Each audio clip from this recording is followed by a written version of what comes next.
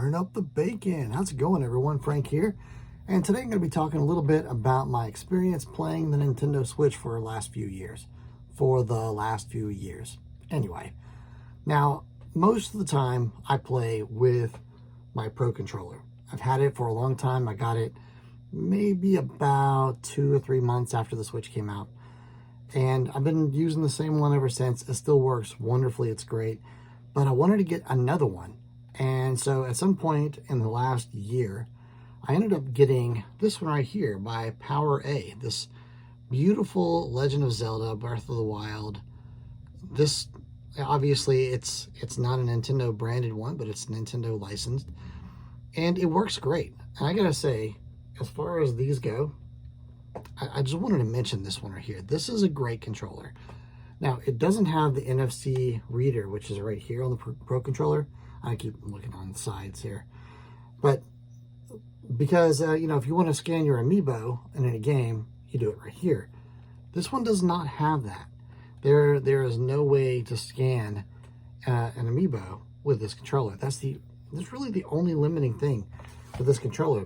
Another nice thing for it is you have on the back these two programmable buttons right here and here. And you can program them to be any button on the front. It doesn't work as a turbo or anything like that, but essentially you simply hold down this center button.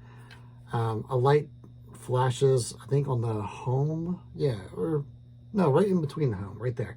Little light will blink, and then you can press any button.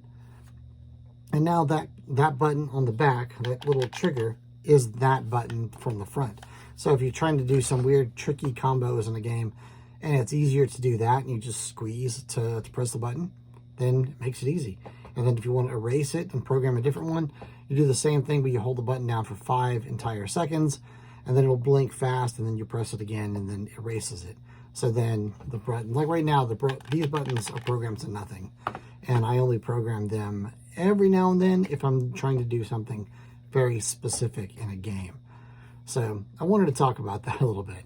I also wanted to talk about the OLED Switch. And so far, I got it a couple weeks ago. I got it just a little bit before Christmas. I got it as a business expense.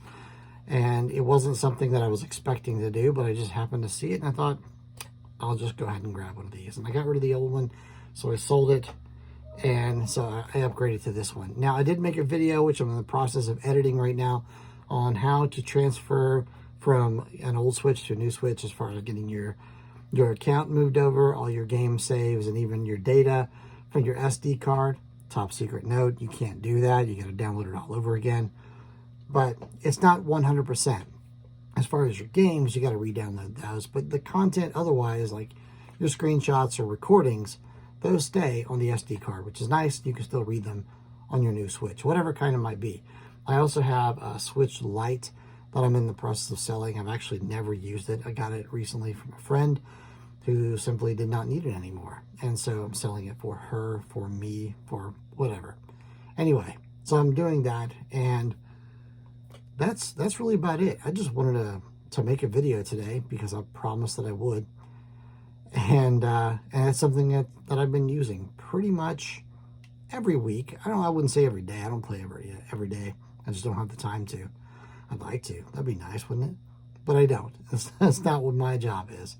So anyway, if you're interested in getting a Pro Controller, but you don't want to spend the full money on it, this one right here by PowerA, or any of the other graphic, or I don't know if they have any plain ones, but this is great. The gyroscope, and it works the same as this one. The sticks seem to be the same sensitivity. It's almost the same dimensions.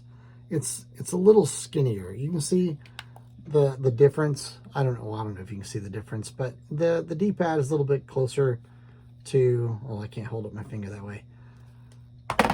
Anyway, they're closer together. The center parts are.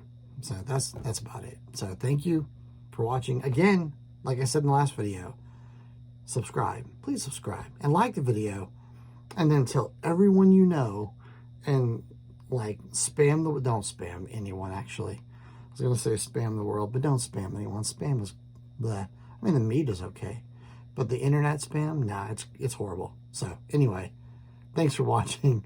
Turn up the bacon, and I'll see you next time. Where's the stop button? I keep missing the stop.